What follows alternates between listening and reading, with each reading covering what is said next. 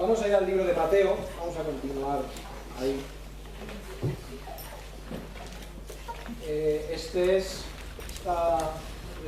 La predicación de la semana pasada fue la número 40 en el libro de Mateo. Sabéis que me gusta ir versículo por versículo para ver todo lo que dice la palabra de Dios. No podemos porque no es correcto predicar solo lo que nos interesa de la palabra de Dios. Tristemente hay lugares donde se predica solo lo que interesa escuchar a los oyentes, y así no es como se da la enseñanza de Dios. Hay que dar el mensaje completo de la palabra de Dios. Debemos saber en cada aspecto de la vida qué está diciendo Dios, cuál es la voluntad de Dios y qué es lo que quiere Dios de nosotros. Por eso empezamos al principio en el libro del Evangelio de Mateo y hemos llegado hasta este capítulo 6, hemos hecho 40 predicaciones.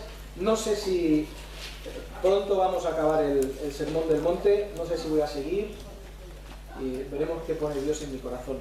Pero vamos a ir a ese capítulo 6 del Evangelio de Mateo.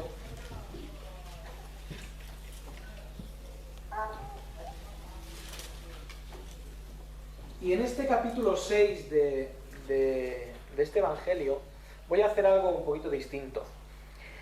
Voy a coger como un bloque los versículos del 1 al 18, lo que hemos leído. Y explico por qué. Sabéis que tenemos depende de la versión que tengas, tenemos párrafos, ¿verdad? Y puede ser que tengas encabezamientos en los párrafos, está muy bien si los tienes, son una buena ayuda, pero estos párrafos normalmente nos ayudan a entender o a separar temáticamente los pasajes de la palabra de Dios. Y puede ser que tengas en tu Biblia en estos 18 versículos, que tengas 3 bloques o 3 párrafos, que uno sería Jesús y la limosna, Jesús y la oración y Jesús y el ayuno. Si los tienes bien, si no los tienes, no tienes que tirar la Biblia a la basura y comprarte otra, está bien, no hay ningún problema. Estos párrafos no son inspirados, ¿no? El escritor Mateo no escribió estos párrafos. Y quiero coger temáticamente estos 18 versículos porque tienen un tema que es común. Y tú dices, Israel, ¿cómo va a tener un tema que es común si habla de la limosna, de la oración y del ayuno? Son 3 temas diferentes. Pero el escritor, movido por el Espíritu Santo,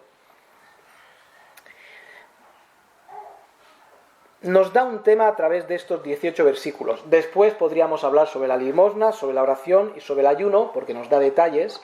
Pero hay un gran tema en esos 18 versículos, y es la religión exterior. Lo repito, y es el tema de la predicación de esta mañana, la religión exterior.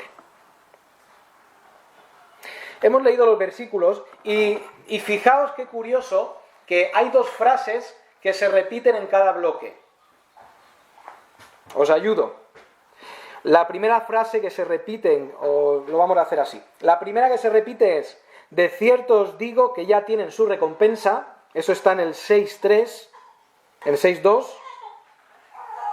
Está en el 6.5, de cierto os digo que ya tienen su recompensa. Y está en el 6, está también en el versículo 16.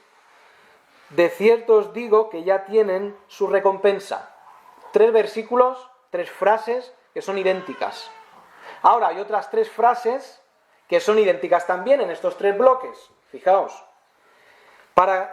Y tu Padre que ve en lo secreto, versículo 4, tu Padre que ve en lo secreto te recompensará en público. Fijaos después, versículo 6, y tu Padre que ve en lo secreto te recompensará en público. Fijaos en el versículo 18, y tu Padre que ve en lo secreto te recompensará en público. El gran tema de estos 18 versículos es la religión exterior. ¿Recordáis que dije que cada enseñanza de Cristo en este Sermón del Monte era algo chocante para los oyentes? ¿Sí? ¿Recordáis en esa bienaventuranza, bienaventurados los mansos? ¿Recordáis que lo dije la semana pasada? Bienaventurados los mansos, porque ellos heredarán la tierra. Y los que escuchaban decían, ¿cómo los mansos van a heredar la tierra si los que heredan la tierra son los que van con espada a conquistar reinos? Esos son los que heredan la tierra. Y Cristo dice, no es así. ¿Recordáis que hablé de la sal de la tierra? Dios dice a los judíos, vosotros tenéis que ser la sal del resto de la tierra y la luz del resto de la tierra. Lo decía a judíos que odiaban a los gentiles. Y los judíos están escuchando y dicen, ¿cómo que yo tengo que ir y ser de bendición para ellos? Si les odio. Habla de la ley, habla de la ira, habla del adulterio, mensajes todos chocantes. Habla sobre el divorcio, habla sobre los juramentos. Ya dije, en una sociedad que se dedicaba a jugar con sus palabras para poder jurar sin que, ya lo dije la semana pasada, los judíos tenían juramentos vinculantes y juramentos no vinculantes. Si tú jurabas por Dios, era vinculante, pero si jurabas por el trono de Dios, o si jurabas por la tierra, no eran vinculantes, eran trampas para poder engañar. Y después de este mensaje tan chocante que hemos visto en 2 semanas, el amor hacia los enemigos. Al que te odie, ámalo. ¿Qué puede haber más chocante que eso, no? Al que te odie, ámalo. Y ya os dije la semana pasada, no hay ninguna razón para que tú odies a nadie. Lo voy a volver a repetir. No hay ninguna razón para que tú odies a nadie. No hay ninguna razón bíblica para que tú quieras el mal de otra persona. No lo hay. Si tú quieres odiar a otra persona, no estás actuando como un hijo de Dios, estás actuando como un hijo del que está al otro lado de Dios, en el otro extremo de Dios, que es Satanás, que es totalmente lo contrario. Estás haciendo las obras que hace Satanás. Y podríamos llegar a más. No hay nada que te puedan hacer lo cual tú tengas excusa bíblica para no perdonar. ¿Esto queda claro? Lo voy a repetir. No hay nada que te hagan por lo cual tú tengas excusa bíblica para no perdonar. Eso es la palabra de Dios. ¿Es chocante? Claro, porque nuestra carne nos dice que sea de otra forma. Y va a llegar a estos 18 versículos a dar un mensaje chocante también. Las 3 escenas, la limosna, la oración y el ayuno, son cosas que deberían ser privadas, pero los judíos las habían vuelto públicas. Por eso empieza hablando de la limosna. Guardaos de hacer vuestra justicia delante de los hombres para ser vistos de ellos. De otra manera no tendréis recompensa de vuestro Padre que está en los cielos. Ellos hacían su justicia pública. La limosna, y lo he dicho muchas veces, hacían tocar trompeta delante de ellos. Vengo a echar 1 euro. Y venían los trompetistas y los arpistas y tiraban confeti y la gente venía y miraba. ¿Qué está pasando? Que este grande maestro, este gran fariseo, viene a dar su ofrenda. Y la gente, ¡oh, qué grande es! Pero no solamente decían qué grande es, decían qué espiritual que es, porque está dando su ofrenda. ¿Qué pasa con la oración? Pasaba lo mismo.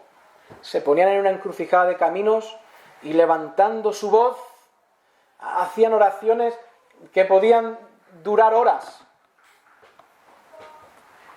Y la gente que pasaba, igual paraba paraba a escuchar cómo ora este señor. ¡Qué gran espiritualidad! Y sabéis que cuando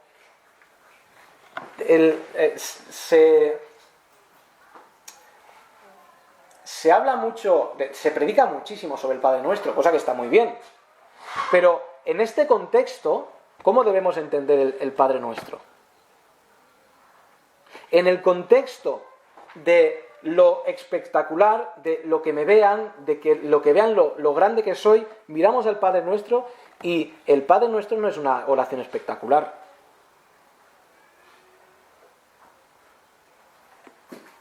¿Sí?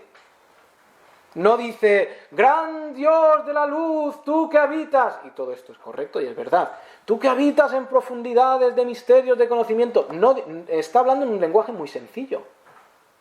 Está diciendo cosas que van directas al sitio y con una sencillez pasmosa. Es precioso el Padre Nuestro, pero es una oración sencilla.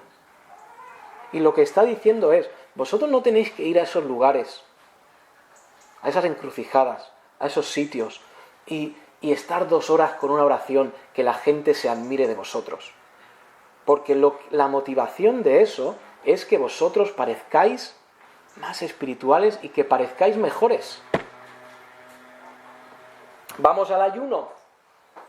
Y también he predicado, otra de las razones por las que he cogido estos 18 versículos es que ya hemos hablado de estos temas antes. Pero versículo 18, Jesús y el ayuno. ¿Qué hacían estos maestros, fariseos o saduceos o publicanos? ¿Qué hacían? Publicanos no, fariseos y saduceos.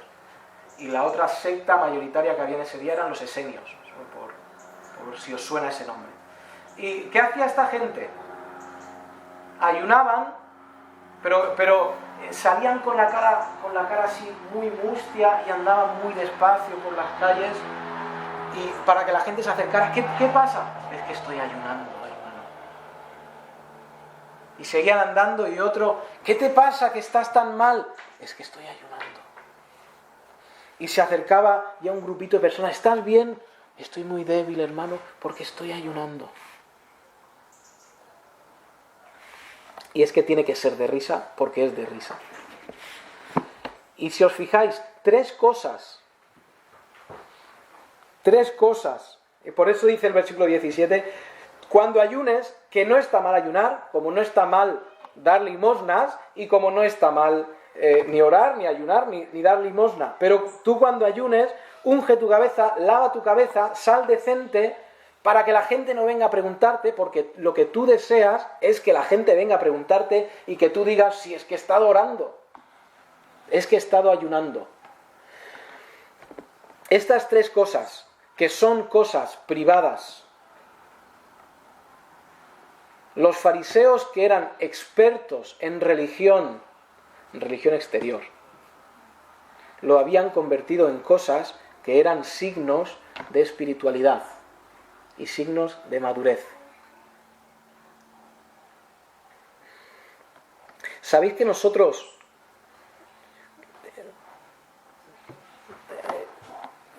voy a decir, ¿qué hay detrás? ¿Qué motivación hay detrás de convertir estas cosas privadas en cosas públicas? Pues lo dice aquí muy sencillo. Estáis buscando la recompensa del hombre. Estáis buscando que el hombre os mire a vosotros y diga que es espiritual. Y la pregunta que viene a continuación está respondida sola. ¿De quién estás buscando la gloria cuando estas cosas privadas las hacen exteriores y espectaculares? ¿De quién estás buscando la gloria? ¿La gloria de Dios? Ni mucho menos. Lo que estás buscando es que te vean.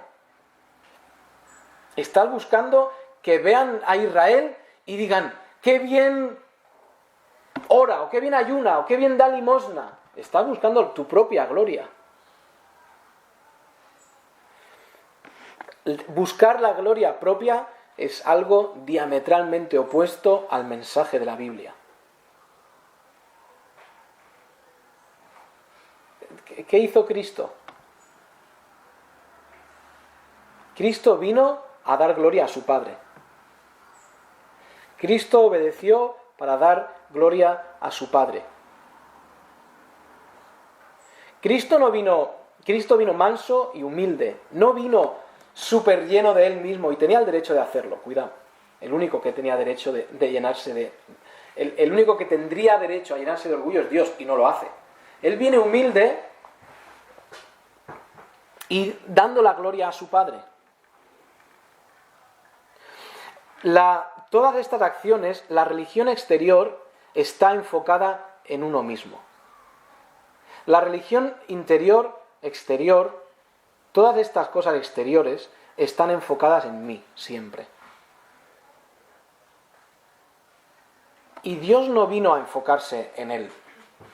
Cristo no vino a enfocarse en él, sino vino a darle gloria a su Padre y a hacer qué hacia los hombres, a salvarlos. Dios no vino por su propia, por ser más grande. Cristo no vino por ser más grande él. La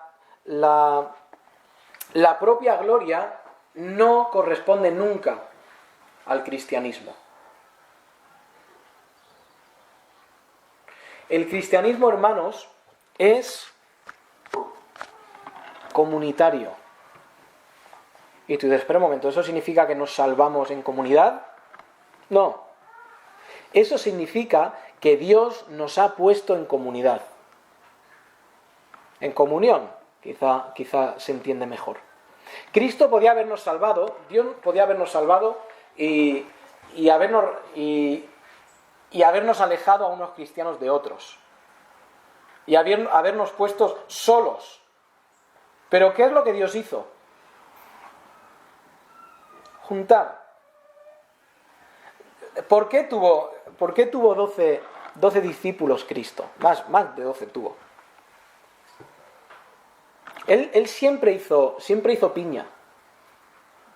Si me permitís expresarlo así. Cristo podía haber sido alguien que iba siempre predicando solo. Él podía haber ido solo. ¿Él necesitaba a los apóstoles?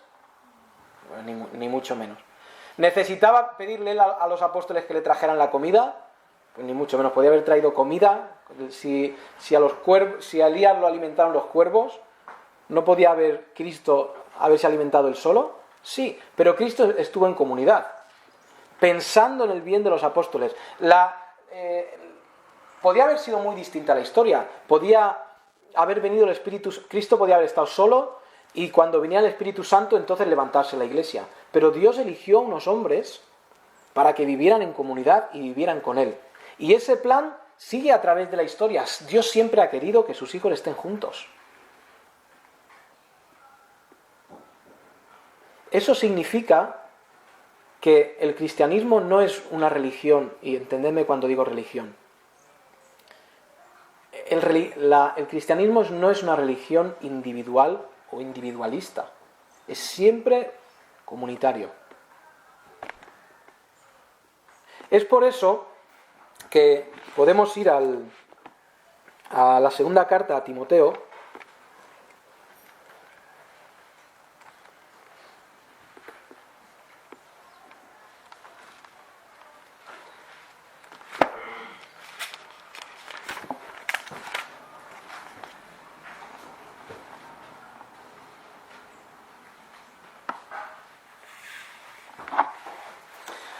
Segunda carta a Timoteo, capítulo 2, versículo 20.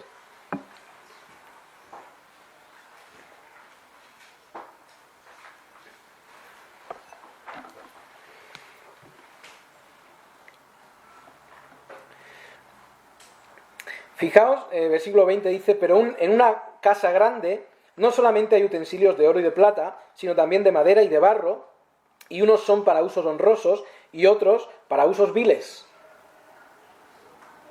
Aquí a Dios le importa el menaje del hogar. Dios no está hablando de si los platos que tú tienes que tener en tu casa tienen que ser de oro, tienen que ser de barro o tienen que ser de metal. Está haciendo un paralelo con la iglesia y diciendo, la iglesia es como una casa que está compuesta de muchas cosas. Esta iglesia está compuesta de muchas personas, de muchos vasos, de muchos instrumentos. No me refiero a los instrumentos musicales, me refiero a cada uno de nosotros. Y está diciendo, hay instrumentos que son de una forma y hay instrumentos que son de otra. Hay vasos que son de una forma, hay vasos que son de otra. Hay platos que son de una forma, hay platos que son de otra. Y todos juntos forman la iglesia. Fijaos cuando vamos al libro de los Corintios, esta carta de Pablo a los Corintios, capítulo 12.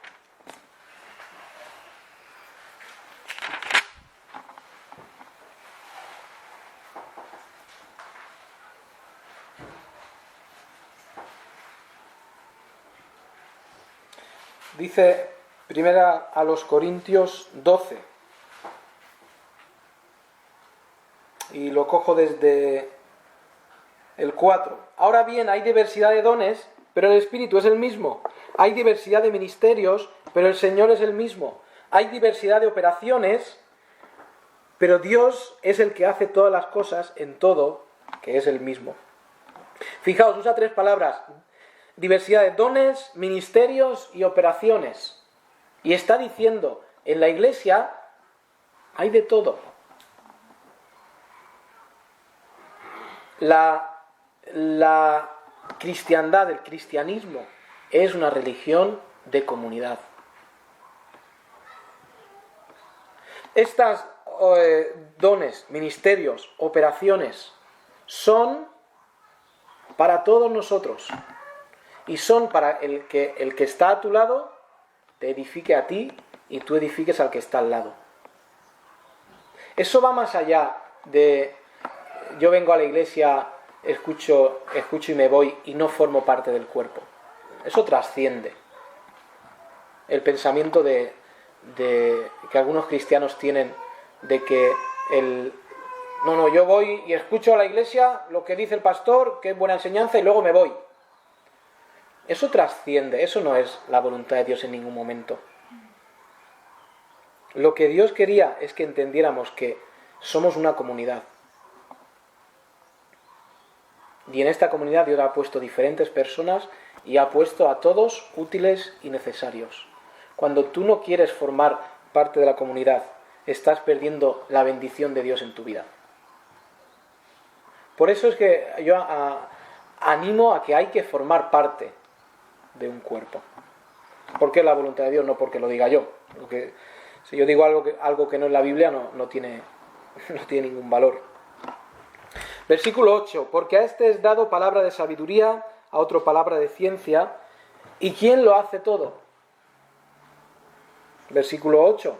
El mismo Espíritu. El mismo Espíritu es el que te ha puesto a ti, que el que ha puesto a tu hermano que está al lado. A otro fe, por el mismo Espíritu. A otros sanidades, por el mismo Espíritu. A otro milagros, a otro profecía, discernimiento, diversos géneros de lenguas, interpretación de lenguas. Mas todas estas cosas las hace uno y el mismo Espíritu, repartiendo a cada uno en particular como Él quiere. Porque así como el cuerpo es uno y tiene muchos miembros, pero todos los miembros del cuerpo, siendo muchos, son un solo cuerpo, así también Cristo. Versículo 14. Además el cuerpo no es un solo miembro, sino muchos. Si dijera el pie, porque no soy mano, no soy del cuerpo, por eso no será del cuerpo. Y si dijera la oreja, porque no soy ojo, no soy del cuerpo, por eso no será del cuerpo. Si todo el cuerpo fuese ojo, ¿dónde estaría el oído? Si todo fuese oído, ¿dónde estaría el olfato? Mas ahora Dios ha colocado los miembros, cada uno de ellos, en el cuerpo, como Él quiso.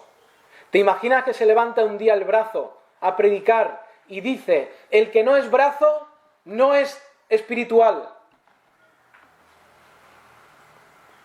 Se levanta un día el ojo a predicar y dice, hermanos, sed como yo, si no sois como yo, no sois espirituales.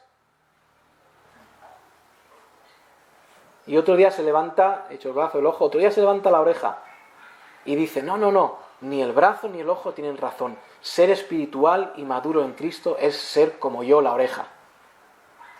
Esto suena raro, ¿no? Es absurdo. Pero sabéis que En este mundo competitivo, donde se ponen 200 personas en una carrera para ver quién gana, y no está mal ser competitivo. En este mundo competitivo, Dios ha diseñado la Iglesia de una forma diferente. La Iglesia no es una empresa. La Iglesia no es una empresa donde tú tienes que quedar bien delante de tu jefe y cuando otros salen y hacen un trabajo y lo hacen mal, tú te alegras porque eso te hace quedar a ti mejor delante de tu jefe. La Iglesia no es una carrera tampoco, donde cada uno corre sin que el de al lado le ayude. Si el de al lado tropieza y se cae, mejor, porque así yo quedo en una posición más adelante. La Iglesia no es nada de esto. La Iglesia no es buscar la gloria propia. La Iglesia no es yo parecer más espiritual que el de al lado. Eso es lo que hacían, o eso es lo que estaba denunciando Cristo en Mateo 6. A vosotros no os importa la gente, decía. A vosotros no os importa si el de al lado va mejor o va peor. A vosotros os importa que a vosotros os vean como buenos, como espirituales. Y sabéis, en aquellos tiempos, ser espiritual era esto. Los que eran muy espirituales salían a hacer esta serie de cosas. Si alguien era muy espiritual, nadie sabía si otro era espiritual si no salía a hacer estas cosas. Porque había llegado a convertirse el ser maduro, el estar cerca de Dios, en hacer toda esta serie de acciones. Y sabéis que eso es igual que la Iglesia hoy. Igual. Y la Iglesia llega a competir por la espiritualidad. Intentamos, en vez de edificar al de al lado, intentamos nosotros parecer mejores. Y tenemos el error de decir, si no vives como yo, si no obras como yo, si no tienes el don que tengo yo, no eres maduro, no eres espiritual.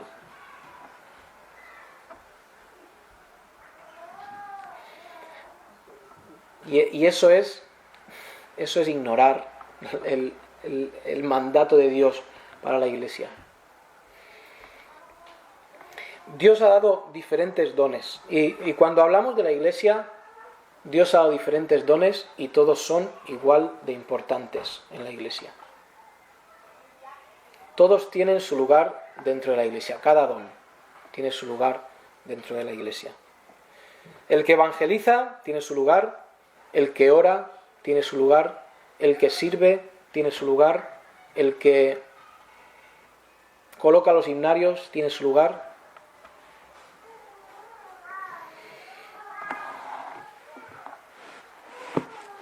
Y nunca debemos buscar nuestra propia gloria. Si tú haces algún ministerio porque te vean, estás muy equivocado. No sabes lo que Dios quiere para tu vida. Fijaos que hay otro principio en estos 18 versículos, y es que tu Padre que ve en lo secreto te recompensará en público. Ese otro concepto es la recompensa de Dios. Fijaos que dice que cuando alguien oraba por su propia gloria, o ayunaba por su propia gloria, o daba limosna por su propia gloria, su recompensa ya la tenía, la gloria del mundo. Pero cuando alguien vive motivado por dar la gloria a Dios y no buscando su propia gloria, cuando vive buscando la gloria de Dios, Dios le devuelve la gloria. ¿Os suena eso de Dios honra al que le honra? La imagen es la misma. El que busca su propia honra, ya la tiene, y Dios no le recompensa. El que busca la honra de Dios, Dios le honra a él. Y aquí es igual. El que busca la recompensa del mundo, ya la tiene. Su gloria, que le vean. Pero el que busca la gloria de Dios, Dios le devuelve la gloria. Dios, el que busca la recompensa de Dios, Dios le recompensa a él.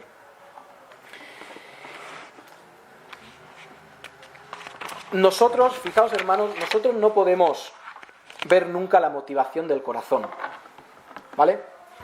Nosotros no podemos juzgar, no somos nunca juzgados, mandados a juzgar la motivación de las demás personas. Tú fíjate cuando Cristo dice algo muy chocante. Si alguien en un día te ofende, recordáis que vienen los apóstoles, ¿hasta cuántas veces he de perdonar? ¡Hasta 7!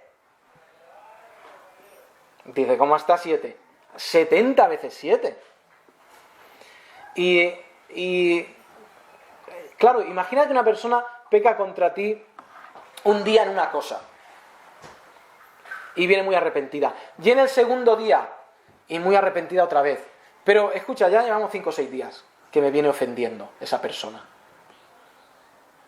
Yo puedo hacer 2 cosas. La bíblica, que es aceptar el perdón, o puedo decirle, mira, no te perdono porque yo sé que me estás pidiendo perdón de mentira. ¿Existe esto de pedir perdón de mentira? ¿Existe? Pues si pasa un rato con niños, si tienes duda, pasa un rato con niños y verás qué es pedir perdón de mentira. Dios nunca nos dijo, fíjate, Dios siempre nos dijo, perdona. Tú no te tienes que preocupar de la motivación del corazón de nadie. Tú tienes que perdonar. Pero 70 veces 7, 70 veces 7. Dios no nos dijo nunca, mira la motivación del otro. Dios nos dijo, mira tu motivación. Porque Dios juzga las motivaciones. Dios está preparado para juzgar las motivaciones. Y Dios sabe, y por eso debemos temblar delante de su presencia. Porque Dios conoce nuestras motivaciones. ¿Qué es lo que nos mueve? Y no tengo que hablar de qué es la motivación, lo entendéis. La motivación es lo que te mueve a hacer cosas, básicamente.